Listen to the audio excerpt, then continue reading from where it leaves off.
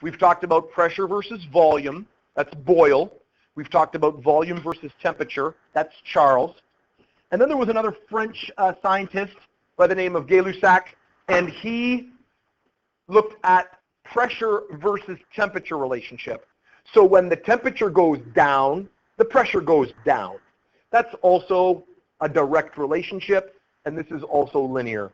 The pressure of a fixed gas, or a fixed amount of gas, with a constant volume, the pressure is directly proportional to the temperature. And again, it has to be Kelvin. 0 Kelvin, theoretically, no collisions with the wall, zero pressure. It looks just like Charles' law because it is the same relationship, except now we've got T's in places of V's. Now, again, don't worry about the example because the example is going to be the same. I think you get the idea, right? Okay. Let's put it all together into the combined gas law. You can write the title, but don't write the paragraph. Don't write what's written down. It's not that important. Essentially, what we're saying here with the combined gas law is under normal circumstances, a regular situation like a balloon that's outside or that a kid is playing with, you have all kinds of different changes. You can have a balloon outside, the kid is being entertained by a balloon, and it's got a certain temperature and a certain pressure and a certain volume. And then that kid might have to go on a plane ride, so they take the balloon into the plane. Now, they would never let you take a balloon into a plane, but it would be cool. It would be a neat thing to see. Because as the plane takes off, you're going to have all kinds of things happening. You're going to have the pressure changing as you rise to a higher altitude. The plane's temperature obviously changes, right, because it's either cooler or they run the heaters and it gets a little warmer. So under normal, regular conditions, we very rarely have one of those variables constant. So in a real situation, you usually have two of the variables changing. Pressure and temperature changes, and we see what happens to the volume. Or perhaps the volume is forced to change and the temperature changes. What happens to the pressure? So the combined gas law puts together all of these relationships into one. And if you look at these relationships, I'm sure it's not too big of a stretch to imagine that that's what the combined relationship looks like, and that's what I want you to write down. All right?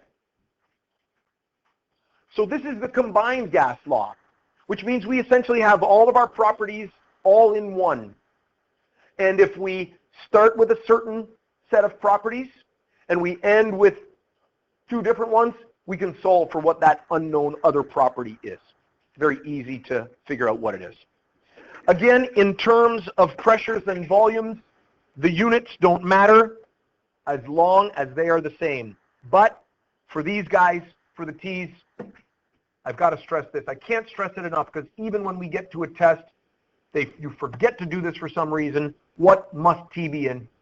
Yeah, must be in Kelvin. And I'm going to give that a double exclamation mark. That's how important it is.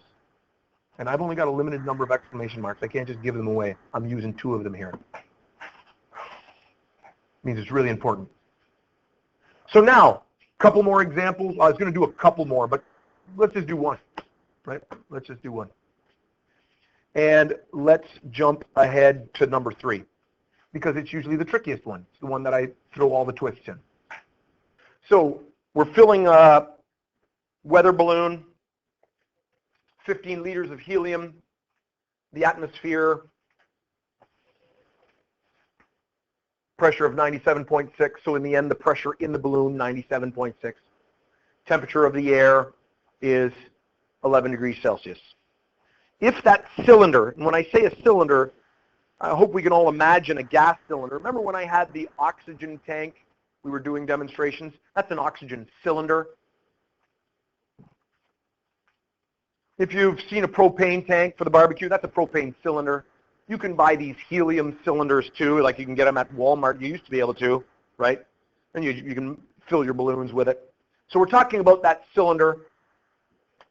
It was a 1 liter cylinder, so it's a little guy, only 1 liter, so it may be like a little propane cylinder. It was at 19 degrees, and the question is, what pressure was inside that cylinder if all that gas was jammed into the cylinder? So that's the context for this question. Again, we gather up all of our information. I have V1, 15. I have a P1, 97.6. I have a T1, 11 degrees Celsius. And again, right away, boom, I put the equals. And what is that? 284. I got my addition going. 284 Kelvin. V2, it was 1 cylinder or 1 liter. Notice that the gas actually started in the cylinder. That was the starting point, and it ended up in the balloon. But whether they're 1s or 2s is meaningless. I always put the 1s with the first things I encounter in the question. 1 and 2, some teachers get hung up on the fact that it means before and after. It really just means condition 1 and condition 2, and what comes before and after is immaterial. What do we got? A V? Oh, I did the V. We got a T. We got a T2, 19. And what's that? 292? 292 Kelvin. And we want a P2, and this one's this is a pretty nice one. P1 V1 over T1 is equal to P2 V2 over T2, and so P1 97.6. And I tend to lose the units when I get into these big ones because it's like I've got a lot of numbers hanging around. V1 is 15. T1 is 284. P2 is what we're looking for. V2 is 1. And T2 is what? 292? 292. Okay. Now, those of you who like to rearrange equations, that's fine. You can simply do this also by, right, I got to get all these over here. I'm going to multiply this guy by 292, and I'll multiply this side by 292, right? And I'm going to divide this side off by 1, which seems a little silly to do because it is 1. And technically, I'm going to have to divide this side off by 1. So that gets rid of my 1s. It gets rid of my 292s. And now I'm going to calculate this guy right here. P2 equals. TJ, what do you got? 1,505 kilopascals. 1,500. 05? 05 kilopascals. I guess it is 3 significant digits, so we're talking about 1.51 times 10 to the 3. That would be the proper way to do it, but I don't get too excited about you having to use scientific notation. Kilopascals equals P2. Do we like that number? Excellent.